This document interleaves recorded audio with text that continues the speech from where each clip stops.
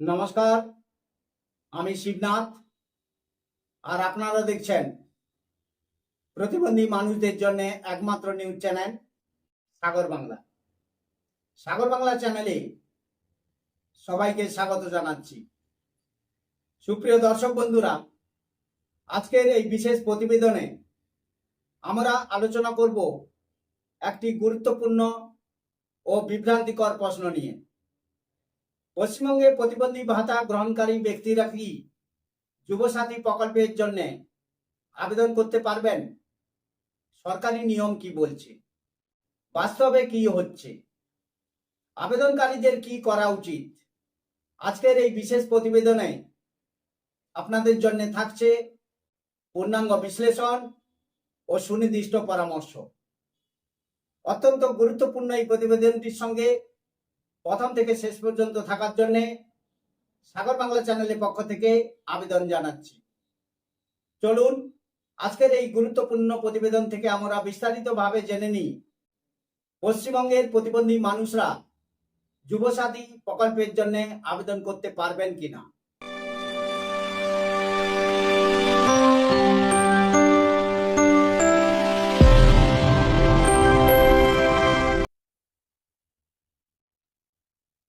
সুপ্রিয় দর্শক বন্ধুরা, প্রতিবন্ধী ভাতা এটি একটি সামাজিক সুরক্ষা প্রকল্প, যেখানে শারীরিক বা মানসিক প্রতিবন্ধী ব্যক্তিদের মাসিক আর্থিক সহায়তা দেওয়া হয়। এর উদ্দেশ্য হল সামাজিক নিরাপত্তাকে সুনিশ্চিত করা। আর যুবসাথী প্রকল্প হচ্ছে বেকার যুবকদের জন্য আর্থিক সহায়তা প্রকল্প। নিবন্ধিত বেকারদের জন্য এটি প্রযোজ্য। সরকারি নিয়ম কি বলছে? সরকারি গাইডলাইন অনুযায়ী বেশিরভাগ সামাজিক সুরক্ষা প্রকল্পে একটি সাধারণ শর্ত থাকে। একজন ব্যক্তি একই সময়ে একাধিক মাসিক সরকারি আর্থিক ভাতা গ্রহণ করতে পারবেন না। অর্থাৎ যদি কেউ ইতিমধ্যে প্রতিবন্ধী ভাতা পান, তাহলে যুবসাথী মাসিক ভাতা একসঙ্গে গ্রহণ করা সাধারণত অনুমোদিত নয়। কেন এই নিয়ম? সরকারি ব্যাখ্যা অনুযায়ী একই ব্যক্তি যাতে একাধিক আর্থিক সহায়তা না পান সেটাকে নিশ্চিত করা, আর্থিক ভারসাম্য বজায় রাখা, বেশি সংখ্যক উপযুক্ত আবেদনকারীকে অন্তর্ভুক্ত করা। এই কারণে একটি পরিবার বা ব্যক্তি এক ভাতার নীতি অনুসরণ করা হয়।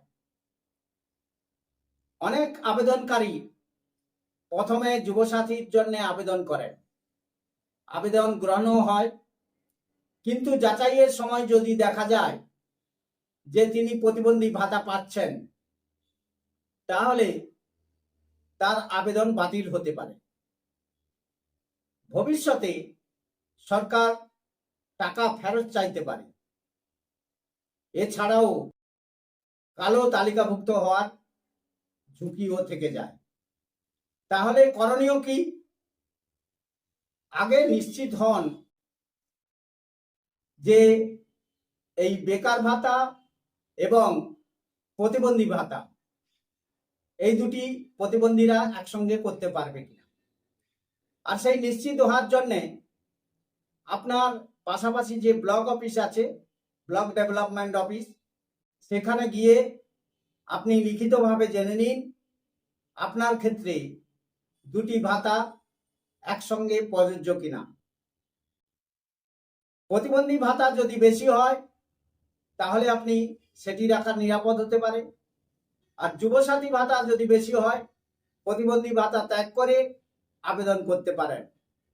কিন্তু মনে রাখবেন, আপনি ডুপ্লিকেট সুবিধা নেবেন না। ভুল তথ্য দিয়ে আবেদন করলে ভবিষ্যতে আইনি জটিলতা হতে পারে। এছাড়াও গভর্নমেন্ট অফ ওয়েস্ট বেঙ্গলের যে অফিসিয়াল পোর্টাল আছে, সেখানে গিয়েও আপনি এ বিষয়ে যাবতীয় তথ্য জানতে পারবেন। বিশেষজ্ঞদের মতামত হচ্ছে প্রশাসনিক সূত্রের মতে প্রতিবন্ধী ভাতা একটি সামাজিক সুরক্ষা সহায়তা, অন্যদিকে যুবসাথী একটি বেকার ভাতা প্রকল্প। তবে উভয়ই মাসিক আর্থিক সহায়তা হওয়ায় একই ব্যক্তি সাধারণত দুটি একসঙ্গে পান না।